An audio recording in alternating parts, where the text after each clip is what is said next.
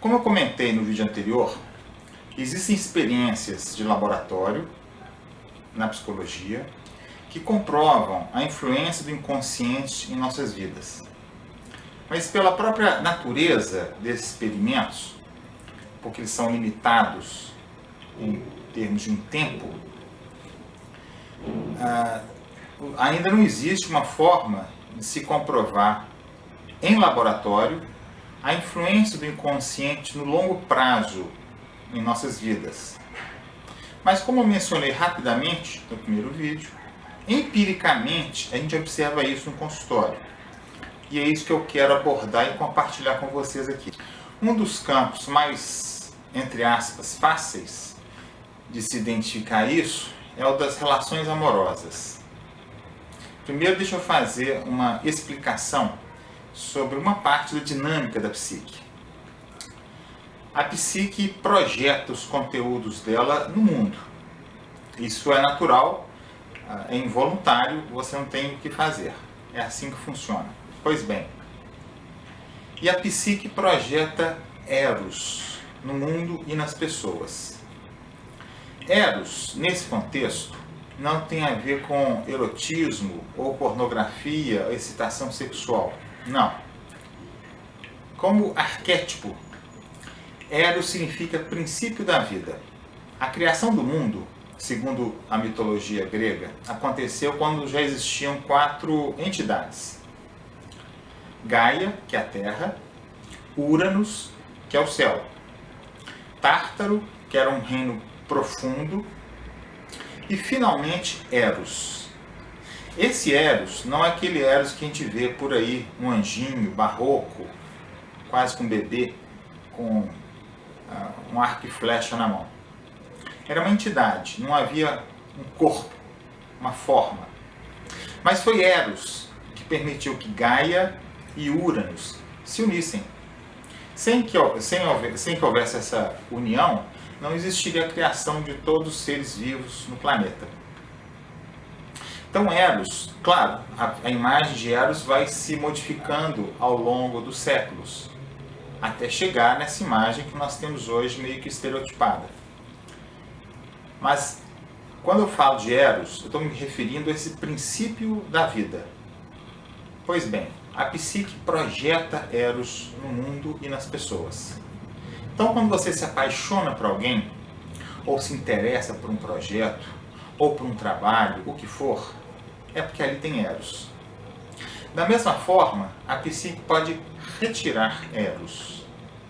Você perde interesse no trabalho, você perde interesse em uma pessoa e eventualmente está na própria vida. Eu vou contar então agora um caso para ilustrar esse meu ponto de vista. Uma mulher me procurou, já tem um certo tempo, e bem no início ela me contou um sonho. No sonho dela, ela estava no seu apartamento, num lugar mais reservado, e ela estava ao telefone com a minha terapeuta. E a minha terapeuta disse para ela que ela deveria se encontrar comigo às segundas, quartas e sextas. E havia uma autoridade na voz dessa minha terapeuta no sonho. Nisso, o marido dela surge. Ela fica muito constrangida e acaba desligando o telefone. E foi me contar o sonho. Ela não tinha entendido nada. E diga de passagem que ela fazia terapia com uma psicanalista. Eu saliento que as abordagens são diferentes. Portanto, o entendimento do sonho, na visão da psicanálise, vai ser de um jeito. Na abordagem junguiana, vai ser de outro. Bem, o contexto dela. Ela tem um padrão de vida extremamente alto. O marido é milionário, ela não trabalha. O espaço em que ela estava no sonho é um espaço que ela considera pessoal. É onde ela vai quando ela quer conversar alguma coisa pessoal. Um apartamento muito grande. À época, eu fazia terapia assim com uma psicóloga e contei isso para ela. E aparentemente isso a marcou de alguma forma.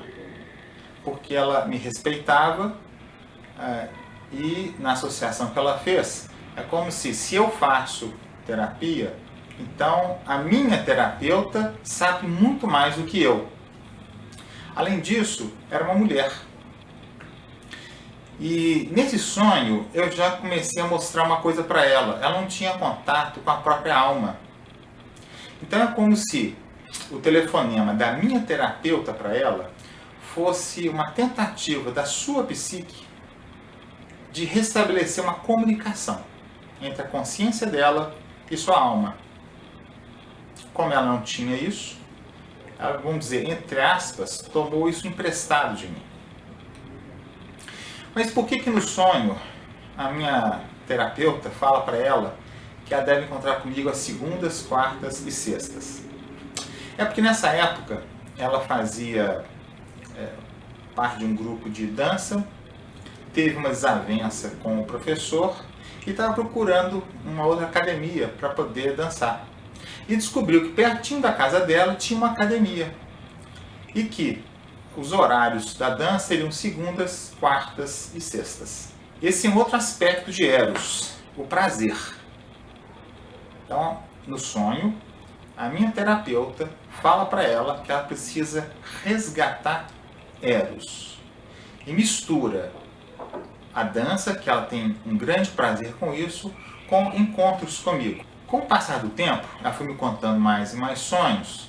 Em um determinado momento, eu fiz uma pergunta para ela. Isso chocou muito a ela e assustou. Eu perguntei: você já observou que em todos os sonhos que você me contou, nos quais aparece a imagem do seu marido, ele é sempre um tipo de adversário, de oponente? Ele está sempre te reprimindo ou te obstruindo o caminho, uma passagem, alguma coisa assim? Ela não respondeu, ela ficou realmente chocada. Essa nossa relação durou pouco tempo, em torno de 6 meses.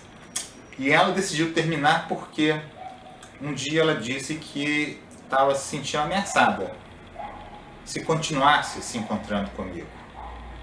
Porque cada vez que a gente conversava, ela percebia que ela não amava o marido. E ela estava numa situação de angústia. Porque eu deixei claro para ela que a vida dela estava vazia. Ela abdicou da própria autonomia, da própria independência e passou a viver como uma espécie de satélite em torno do marido. Essa é uma expressão que eu usei com ela, inclusive. Essa expressão fez muito sentido, assim como os comentários que eu fazia com ela. Então, em certo momento, ela se viu numa espécie de encruzilhada. Se ela continuasse tomando consciência da situação dela, ela teria que se posicionar. E posicionar, nesse caso, significaria, inevitavelmente, terminar o casamento. Mas, e é o ponto que eu tinha salientado para ela se acovardou. De novo, o marido é milionário e ela não trabalhava. Ela se acomodou com um padrão de vida muito alto e não buscava aquilo que realmente iria atender a própria alma. Nesse caso, a psique retirou Eros do casamento. Isso não significa que ela iria se separar, porque tem uma decisão que depende de nós, ética. O que cada um de nós faz diante disso? Ela, infelizmente, decidiu se acovardar. Eu sei que essa é uma expressão forte, mas ela concordou quando disse que ela estava sendo covarde diante da própria vida. E porque ela não foi capaz de confrontar esse desafio, eu falei para ela que ela estava então vivendo uma espécie de gaiola de ouro.